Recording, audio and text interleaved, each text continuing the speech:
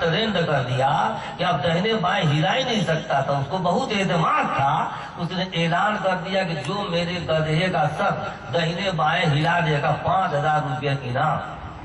अब सब ऐलान कर दिया, हमारे गधे के माहिरीन इकट्ठा हो गए दुनिया भर के। अब बड़ी बड़ी मेहनत किया, कोशिश किया कि किसी तरह दाहिने बाएं सर हिला दे, मगर वो हिला ही नहीं रहा था। एक आदमी कहीं से आया, उसने एक टेक्निक किया, जा करके उसके कान में पता नहीं क्या कह दिया, बस लगा हिलाने दाहिने बाएं। मालिक आया 5,000 रुपया लेके, उससे पूछता है कि भाई ये पैसा तो ले लो, मगर कि बताओ भाई क्या तुमने कान में कहा था कि लगा दाहिने बाएं हिलाने। कहा कोई खास बात नहीं कही थी, सिर्फ इतना पूछा था कि तुम गैर मुकल्लिद बनोगे, बस लगा सर हिलाने दाहिने बाएं। लिहाजा जो गैर मुकल्लिद होगा गधा तक तैयार नहीं हो सकता कि वो गैर मुकल्लिद बने। इस कदर गुमराही वाली बातें, फितरी बातों के से इख्तिलाफ इनका काम है। मिसाल के तौर पर आप हजरात तकरीरें सुन चुके हैं, उन फितरी बातों में से एक क्या तकलीद का मसला है। बहुत लंबे छोटे दलाइल की जरूरत नहीं है। आप अपने अक्लो दिमाग से खुद सोचिए कि आप पैदा होने के दिन से लेकर के बड़े होने तक तकलीद के मरहलों से ये गुजरते हैं और तब भी तकलीद की मुखालिफत करते हैं। एक बच्चा अगर पढ़ने बैठे बगदादी कायदा लेकर के और उसका उस्ताद कहे कि बेटा पढ़ आलिफ, वो कहे कि पहले साबित करिए हदीस शरीफ से कि अलिफ है, तब ना हम पढ़ेंगे। बगैर दलील के अगर हमने आपके कहने से अलिफ को अलिफ कह दिया, हम मुकल्लिद हो जाएंगे, मुशरिक हो जाएंगे। लिहाजा हम कैसे आपकी बात माने साहब। अब बताइए कि बगैर उस्ताद के कहे, उस्ताद के कहा माने बगैर कोई लड़का पढ़ सकता है? ये पैदाइशी है, फितरत है आदमी की कि जिस मामले में जिसको इल्म नहीं है वो नहीं बोल सकता है। एक हमारे सामने पढ़ा लिखा आदमी इंजीनियर साहब, और उसके अलावा बहुत पढ़ाई पढ़े, अंग्रेजी की डिग्रियां उसके पास बहुत हैं। इकट्ठा हम लोग चाय पी रहे थे और वो चाय बड़ी गर्म थी, वो इंजीनियर साहब लगे उसको फूकने। मैंने फौरन को मना किया, मैंने कहा अल्लाह के रसूल ने, तिरमिज़ी शरीफ लिसानी में हदीस है, अल्लाह के रसूल ने इरशाद फरमाया कि जो अल्लाह पर और यौम आखिरत पर ईमान रखता होगा वो बर्तन में सांस नहीं फूकेगा, नहीं वो बर्तन में। लिहाजा मैंने उनको सुनाया, लगे कहने कि बोल साहब ऐसा है ना कि हम लोग जानते हैं कि कितने गर्म पानी में जरासीम फूकने से जरासीम जो मुंह से निकलेंगे वो मर जाएंगे, हम लोग जानते हैं। मैंने कहा कि जिंदा थे और उसमें चले गए तो मर गए, और उसके बाद पियोगे तो मुर्दा न पियोगे। अब जरा चुप हो गए। मैंने कहा कि आपका इल्म दूसरी लाइन का है और ये इल्म हदीस शरीफ का उलमा का काम है, इसलिए आपको हक नहीं है इस मामले में बोलने का। तो कहते कि हाँ मौलवी साहब आप सही कह रहे हैं, बिल्कुल साहब आप सही कह रहे हैं। लिहाजा मैं दूसरी लाइन का पढ़ा लिखा हूँ, इस लाइन में नहीं। यहाँ तो जो 1 अरब पढ़ा नहीं है, अबजद नहीं जानता, वो भी कहीं उर्दू में तर्जुमा देख लिया तो होटल दिखाता फिरता है। ये बुखारी शरीफ में आया हुआ है, फला शरीफ में आया हुआ है, ये फला शरीफ में आया हुआ है।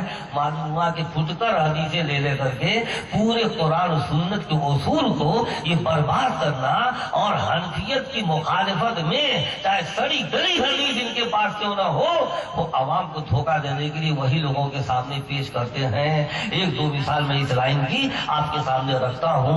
मिसाल के तौर पर आप देखिए, अल्लाह के रसूल सल्लल्लाहु अलैहि वसल्लम ने भी इरशाद फरमाया और अल्लाह के कलाम में भी मौजूद है। मिसाल के तौर पर एक आयत जो नमाज के बारे में उतरी है, उसको इमाम के पीछे भी पढ़ने के लिए तमाम मुफस्सिरीन ने कहा और खुतबे के वास्ते भी कहा है। तो बर वक्त खुतबे का माना ले लीजिए आप। अल्लाह ताला इरशाद फरमाते हैं, वइज़ा क़ुरिअल क़ुरआनु फ़स्तमिऊ लहू व अंसितू लअल्लकुम तुरहमून।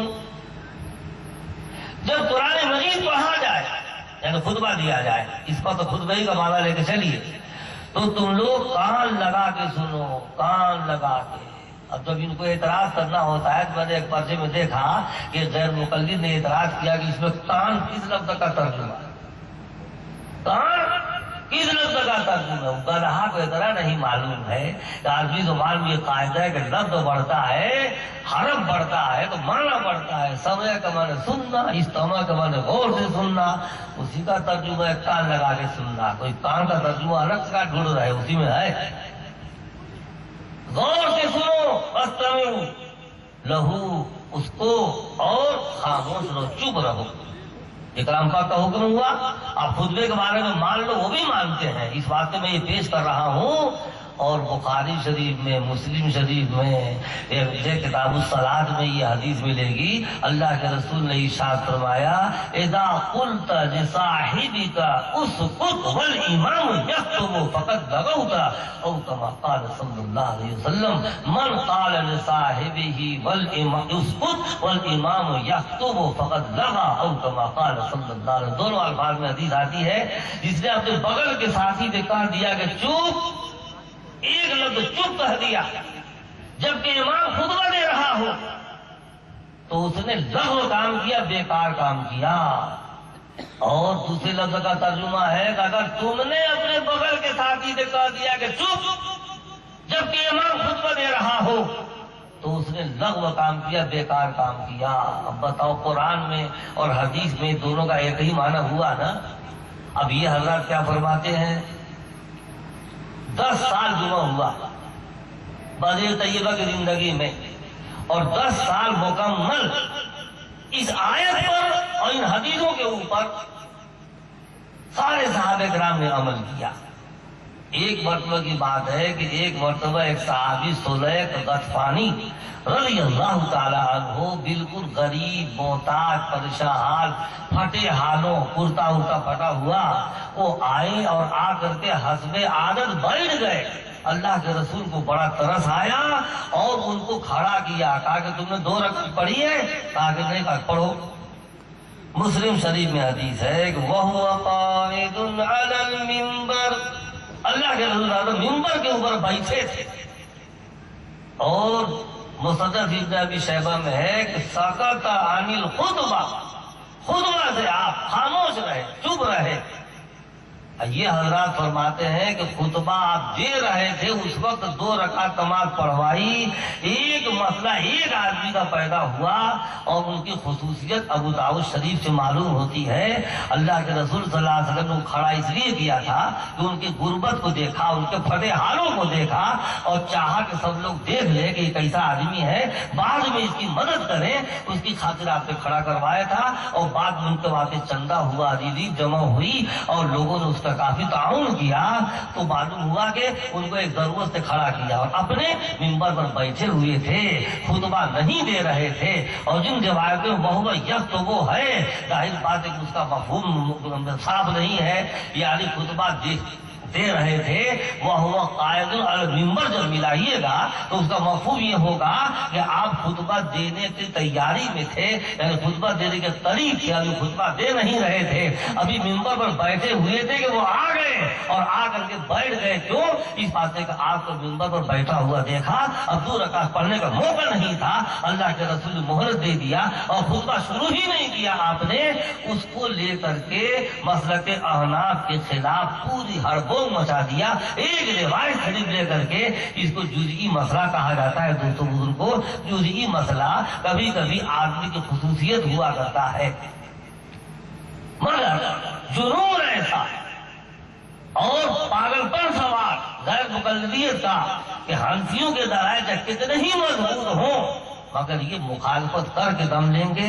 چوتھے دن قربانی کرنے میں خوب موٹا تازہ خصی بچا کے رکھتے ہیں، ان سے پوچھو پکڑ پکڑ کر کے، ان کے علماء سے پوچھو، غریبان پر ہاتھ ڈالو، ان سے پوچھو کہ کوئی ذخیرے حدیث میں ایک بھی صحیح روایت چوتھے دن کی قربانی کی ہے؟ انشاءاللہ قیامت کی صبح تک یہ نہیں پائیں گے، اور یہ شکست کھائیں گے، یہ جواب نہیں دے پائیں گے کسی بھی طریقے سے۔ دوستوں بزرگوں، بہرحال ان سے پوچھو تو معلوم ہوگا، ایسی ٹیڑھی بیڑھی اور 6 دم 6 غلط روایات، چاہے وہ مضبوط سے مضبوط ہمارا مسئلہ کیوں نہ ہو، مگر اس کی مخالفت بھی کھڑے ہو جائیں گے سڑی سے سڑی روایت لے کر کے۔ ٹھیک یہی حال اس معاملے کے اندر بھی ہے دوستوں بزرگوں، لہذا وہ کھڑے ہو گئے اس کو لے کر کے، اور ایک جزئی مسئلہ لے کر کے ساری قرآن پاک کی آیت کی مخالفت کی، اور بخاری اور مسلم کی صحیح ترین روایت کی مخالفت کی۔ اسی طریقے سے سارے ائمہ کرام کا ایک مسلک ہے، وہ کیا متفق ہے اس بات کے اوپر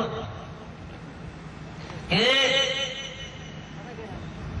2 سال 2.5 سال جو مدت رضاعت ہے، دودھ پینے کی مدت ہے بچے کی، اس مدت میں اگر کوئی بچہ کسی عورت کا دودھ پیے گا تب اس کا رضائی لڑکا بنے گا، اور اگر بڑی عمر کا ہو گیا، داڑھی والا ہو گیا، تو ظاہر بات ہے کہ اب تو کسی کے نزدیک نہیں ہے کہ وہ داڑھی والا بھی کسی عورت کا دودھ پی لے تو رضائی بیٹا بن جائے گا۔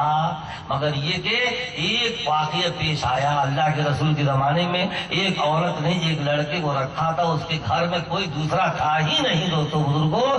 نتیجہ یہ ہوا کہ ان کے گھر رہتے رہتے بڑا ہو گیا، اب داڑھی نکل آئی۔ لوگوں نے اللہ کے رسول سے یہ مسئلہ دریافت کیا کہ اب کیا ہو، اگر وہ گھر چھوڑ کے چلا جاتا ہے تو اس عورت کا کوئی کام نہیں چلے گا۔ اللہ کے رسول صلی اللہ علیہ وسلم نے حکم دیا کہ اس کی خصوصیت ہے کہ اس کو عورت دودھ نکال کر کے دے دے اور وہ پی لے، تو اس کے واسطے یہ خصوصیت ہو گئی۔ اب اس کا مسئلہ لے کر کے یہ لوگ کھڑے ہو گئے، صاحب کہا کہ اب داڑھی والا بھی اگر کسی کا دودھ پی لے گا تو رضائی